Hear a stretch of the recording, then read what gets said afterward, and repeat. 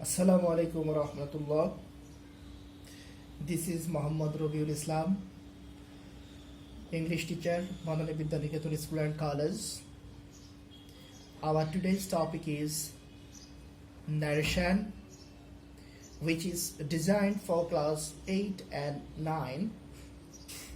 And I have divided this topic into two parts. First part includes part 1 and second part is called part 2.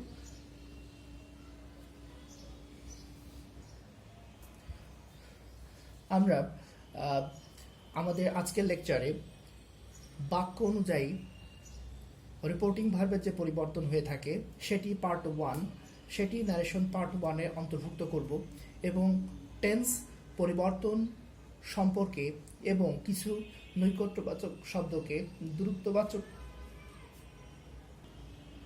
শব্দে পরিণত যে করতে হয় সে বিষয়টি আমরা নিয়ে আলোচনা করব, সেই বিষয়টি নিয়ে আলোচনা করব। সো মাই ডিয়ার স্টুডেন্টস, চলো আমরা ন্যারেশন বা উক্তি নিয়ে আলোচনা করি। ন্যারেশন পরিবর্তনের ক্ষেত্রে প্রথমে আমরা স্পিকার বা যিনি বক্তা তাকে আমরা সর্ট আউট বা খুঁজে বের করব এবং লিসেনার বা শ্রোতা তাকেও আমরা আইডেন্টিফাই করব। বক্তব্য দু ধরনের হয়ে থাকে, তোমরা ক্লাস 7 তে পড়েছ, ডিরেক্ট বা প্রত্যক্ষ এবং ইনডিরেক্ট বা পরোক্ষ। ডিরেক্ট স্পিচ ইনভার্টেড কমার মধ্যে থাকে, এটা খুবই সহজ ফাইন্ড আউট করা, আর ইনডিরেক্ট স্পিচ ইনভার্টেড কমার মধ্যে থাকে না। That's an example. He said, I always respect my teacher. I always respect my teacher. এই বাক্যটি ইনভার্টেড কমার মধ্যে অবস্থিত, সুতরাং এই বাক্যটি ডেফিনেটলি ডিরেক্ট ন্যারেশন। ন্যারেশন পরিবর্তন করতে গেলে বাক্য সম্পর্কে ও টেন্স সম্পর্কে ভালো ধারণা থাকা প্রয়োজন, অর্থাৎ টেন্স কিভাবে পরিবর্তন করতে হয় সে সম্পর্কে আইডিয়া থাকতে হবে। আজ আমরা এই বিষয় দুটি নিয়ে আলোচনা করব এবং আলোচনা শেষে অনুশীলন করব। অর্থ অনুযায়ী বাক্য 5 প্রকার: assertive sentence, interrogative sentence, imperative sentence, objective sentence, exclamatory sentence. এই 5 প্রকার বাক্য তোমরা ক্লাস 4 থেকে পড়ে আসছো, তাই আমি এগুলোর ডেফিনেশন বা অ্যানালিসিস বা এক্সপ্লানেশনে গেলাম না। মনে রাখতে হবে এই সেন্টেন্সগুলো অনুযায়ী, অর্থাৎ এই সেন্টেন্স অনুযায়ী রিপোর্টিং ভার্বের পরিবর্তন হয়।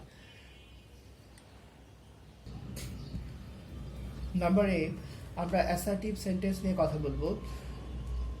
সো রিপোর্টিং ভার্ব হচ্ছে সেইড টু অংশ অথবা সে বা সেইড অংশ। তো রিপোর্টিং ভার্ব যদি সেইড টু থাকে এর পরিবর্তে অ্যাসার্টিভ বাক্যের ক্ষেত্রে আমরা টোল্ড আনবো এবং ইনভার্টেড কমার পরিবর্তে দ্যাট বসাবো। Let's see an example.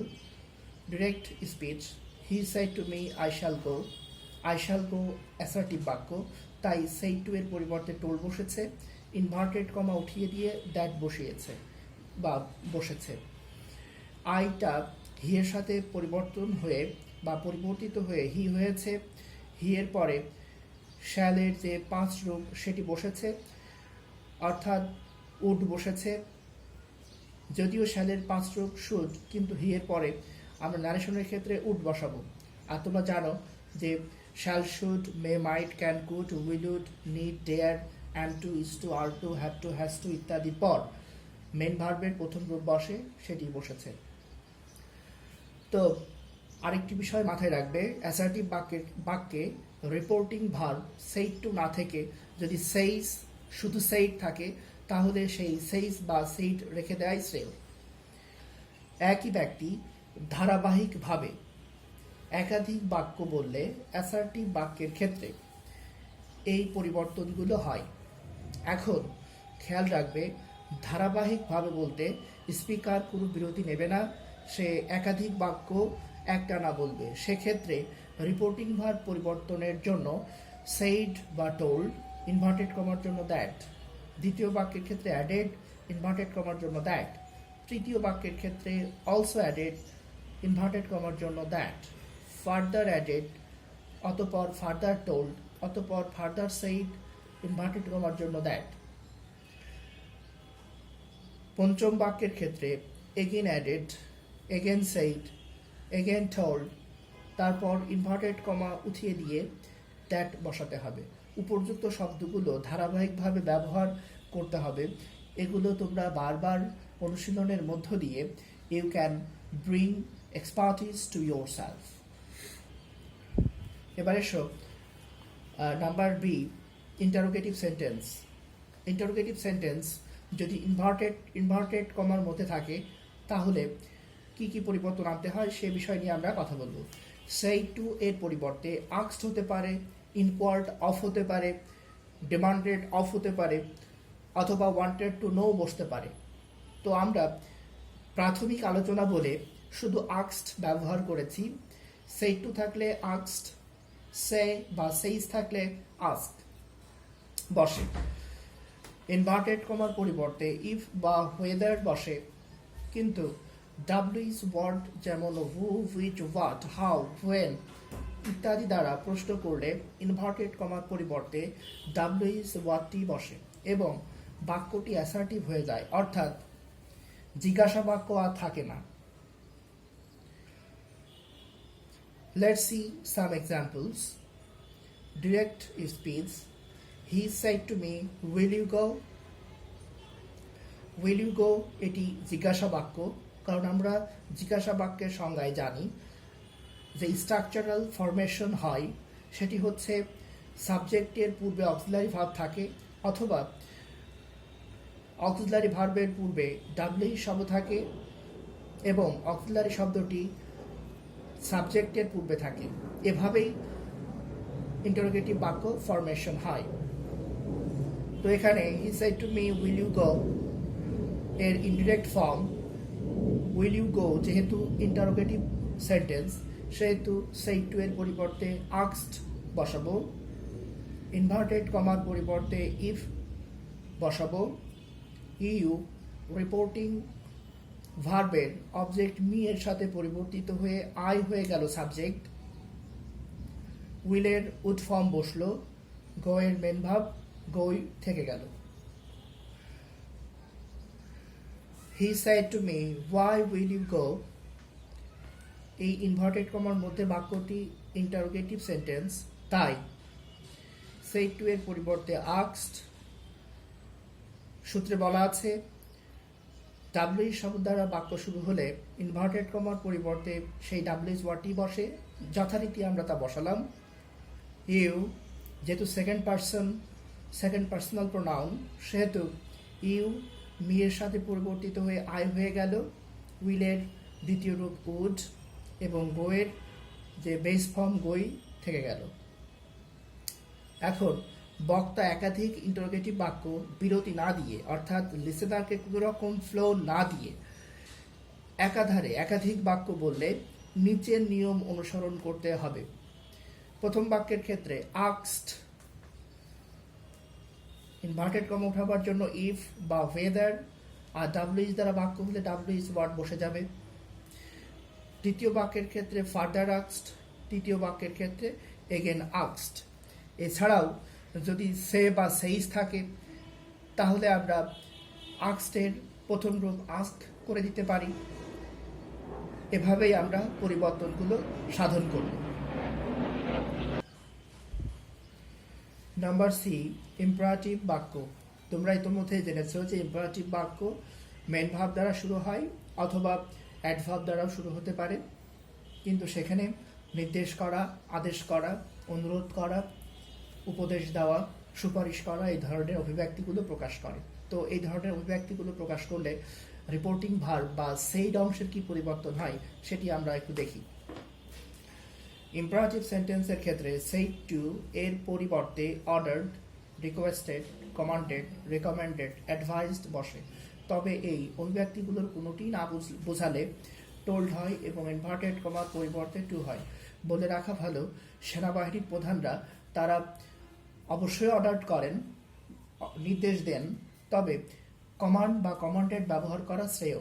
সেনাবাহিনী বা আর্মির যারা পার্সোনাল রয়েছে বা উচ্চপদস্থ কর্মকর্তা রয়েছে তারা সাধারণত কমান্ড দেন। এর জন্য আমরা সেইড টু এর পরিবর্তে সেক্ষেত্রে কমান্ডেড ব্যবহার করব। যা হোক, তো ইম্পারেটিভ বাক্যের এক্সাম্পল দেখা যাক। Direct narration, Sohag said to Masum do it নাও।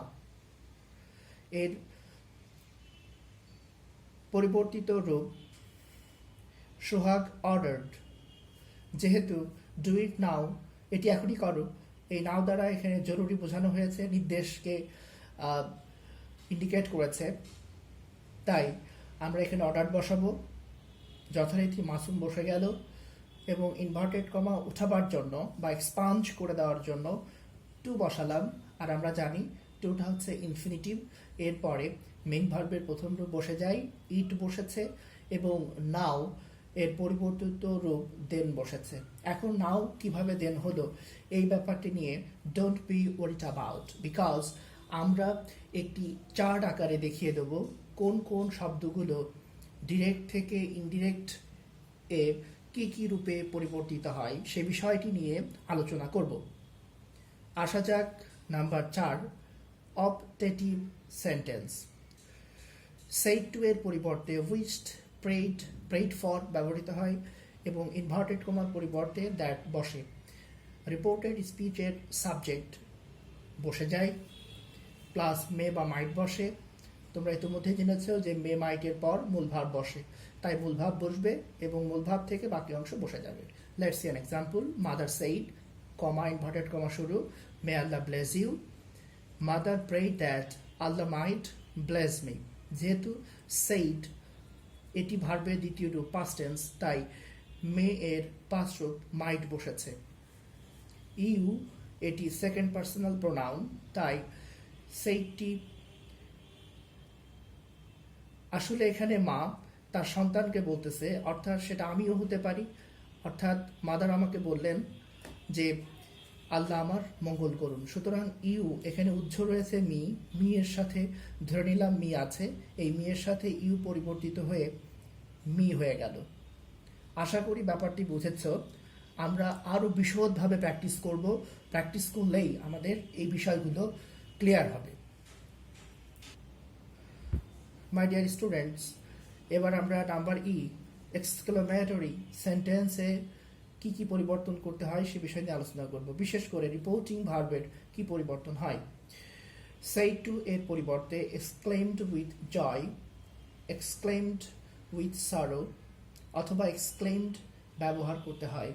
এছাড়াও আরও কতগুলো এক্সপ্রেশন রয়েছে, যেমন exclaimed in delight, exclaimed in wonder, exclaimed in grief, or exclaimed with regret, etc. etc. তো এরপর ইনভার্টেড কমার পরিবর্তে দ্যাট ব্যবহার করতে হয়। যেহেতু আমরা বেসিক বিষয় নিয়ে কথা বলছি, তাই অত বেশি এক্সপ্রেশন এখানে আমরা অ্যাড করিনি। প্রিয় শিক্ষার্থী, তোমরা এই সহজ ব্যাপারটি সহজেই বোঝার চেষ্টা করো, তারপর আমরা ডিফিকাল্টির দিকে যাব। Let's see an example. Suman said, what a nice bath it is. এখানে সুমন আনন্দ বা উচ্ছ্বাস সহকারে সে বলেছে কি চমৎকার একটা পাখি। তাই এখানে আমরা সুমন exclaimed with joy অর্থাৎ said এর পরিবর্তে আমরা exclaimed with joy বসালাম। সূত্রের দ্যাট বসালাম ইনভার্টেড কমার পরিবর্তে। ইট এখানে সাবজেক্ট। যেহেতু said ভার্বের দ্বিতীয় রূপ অর্থাৎ পাস্ট সিম্পল টেন্স, তাই ইজ এখানে ওয়াজ হলো। প্রশ্ন হচ্ছে ওয়ার হলো না কেন? ইট এটি থার্ড পারসন সিঙ্গুলার নাম্বার, তাই ইট এর পর ওয়াজ ফর্মটি মানানসই। এ নাইস বার্ড বসে গেল। এভাবে আমরা এক্সক্লেমেটরি সেন্টেন্স এর ক্ষেত্রে রিপোর্টিং ভার্ব said to এর পরিবর্তন সাধন করে থাকি এবং ইনভার্টেড কমার পরিবর্তে দ্যাট বসাই। আশা করি ব্যাপারটি তোমরা বুঝতে পেরেছ।